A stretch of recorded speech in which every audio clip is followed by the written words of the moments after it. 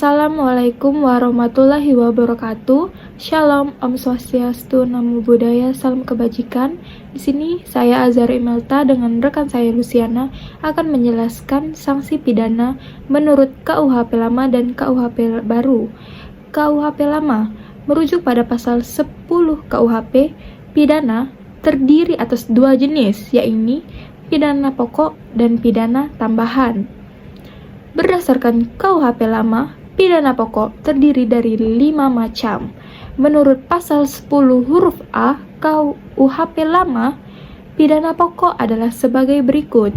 Yang pertama ada pidana mati, yang kedua ada pidana penjara, yang ketiga ada pidana kurungan, yang keempat ada pidana denda, dan yang terakhir atau yang kelima ada pidana tutupan. Pidana mati atau hukuman mati adalah jenis pidana yang terberat menurut hukum positif di Indonesia. Yang kedua, pidana penjara adalah terpidana dijatuhkan untuk dipenjara seumur hidup atau waktu tertentu.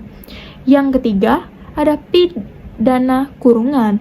Menurut KUHP lama, dapat diberikan paling singkat selama 1 hari dan paling lama selama 1 tahun. Pidana denda adalah hukuman yang mewajibkan terpidana untuk membayar sejumlah uang ke kas negara. Pidana tutupan yang terakhir ditujukan untuk politisi yang melakukan kejahatan karena ideologi yang dianutnya.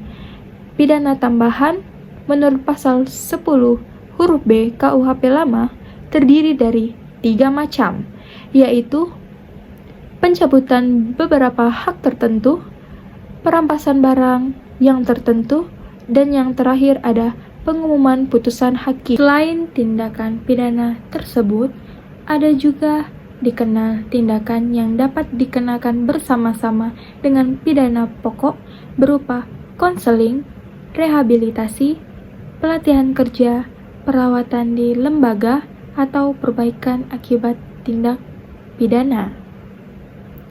Pengenaan tindakan berupa rehabilitasi, penyerahan kepada seseorang, perawatan di lembaga, penyerahan kepada pemerintah, atau perawatan di rumah sakit jiwa juga berlaku bagi pertama, setiap orang yang pada waktu melakukan tindak pidana menyandang disabilitas mental atau disabilitas intelektual, dapat dikurangi pidananya atau dikenai tindakan. Yang kedua, setiap orang yang pada waktu melakukan tindak pidana menyandang disabilitas mental yang dalam keadaan kekambuhan akut dan disertai gambaran psikotik atau disabilitas intelektual, derajat sedang atau berat, tidak dapat dijatuhi pidana tetapi dapat dikenai tindakan. Mengenai jenis, jangka waktu, tempat, atau pelaksanaan tindakan lebih lanjut ditetapkan dalam putusan pengadilan. Dalam pasal 18 ayat 1, misalnya, diatur juga mengenai bentuk pidana tambahan lainnya dalam kasus tindak pidana korupsi.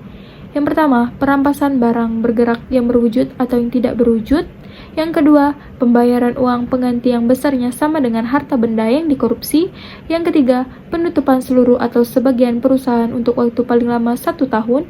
Yang keempat, pencabutan seluruh atau sebagian hak-hak tertentu atau penghapusan seluruh atau sebagian keuntungan tertentu yang telah atau dapat diberikan oleh pemerintah kepada terpidana. Sanksi pidana berdasarkan KUHP baru akan dijelaskan oleh rekan saya Luciana. Kepada Luciana dipersilahkan. Baik, terima kasih rekan saya Azhar Imelta. Di sini saya akan menjelaskan sanksi pidana di KUHP baru. Nah, perbandingan jenis sanksi pidana di KUHP lama dan KUHP baru, terdapat beberapa perbedaan jenis sanksi atau hukuman pidana di Kitab Undang-Undang Hukum Pidana atau KUHP lama dan KUHP baru. Pada 2 Januari 2023, Indonesia mengesahkan dan mengundangkan Undang-Undang Nomor 1 Tahun 2023 tentang KUHP alias KUHP baru. Dan demikian, KUHP baru buatan bangsa Indonesia ini baru akan berlaku 3 tahun setelah diundangkan, yakni pada tahun 2026 mendatang. Pada KUHP lama diatur 2 jenis hukuman pidana, yaitu pidana pokok dan pidana tambahan. Sedangkan Undang-Undang Nomor 1 Tahun 2023 mengatur 3 jenis hukum pidana. Atas apa saja jenis hukuman pidana di 2 aturan tersebut? Perbedaan jenis sanksi pidana di KUHP lama dan baru merujuk pada pasal 10 KUHP. Pidana terdiri atas 2 jenis. Yang pertama adalah pidana pokok dan yang kedua adalah pidana tambahan. Sementara menurut pasal 64 Undang-Undang Nomor 1 Tahun 2003 atau KUHP baru, sanksi pidana terbagi menjadi yang pertama pidana pokok, kedua pidana tambahan, dan yang ketiga pidana yang bersifat khusus untuk tindak pidana tertentu yang ditentukan dalam undang-undang. Pidana pokok di KUHP lama dan baru.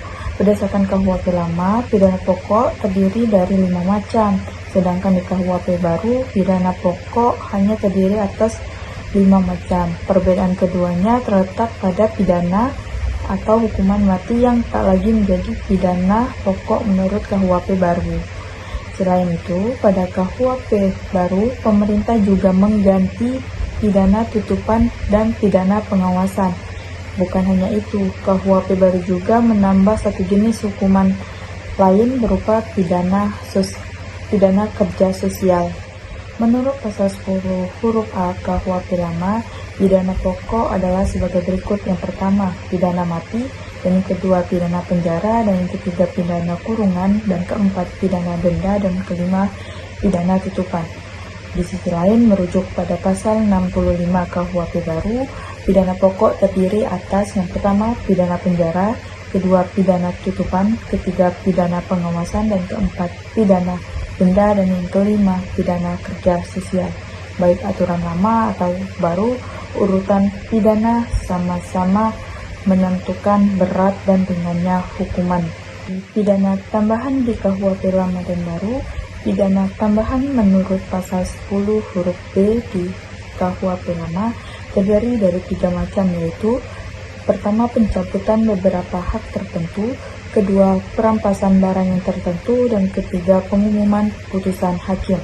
Berbeda pidana tambahan dalam pasal 66 KUHP baru terdiri dari yang pertama, pencabutan hak tertentu, perampasan barang tertentu dan atau tagihan, yang ketiga, pengumuman putusan hakim, keempat, pembayaran ganti rugi, kelima, pencabutan izin tertentu, keenam, pemenuhan kewajiban adat setempat.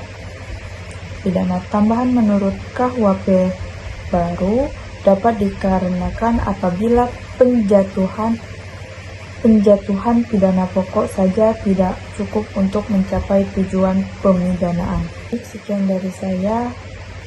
Kalau ada salah kata, saya mohon maaf. Wassalamualaikum warahmatullahi wabarakatuh.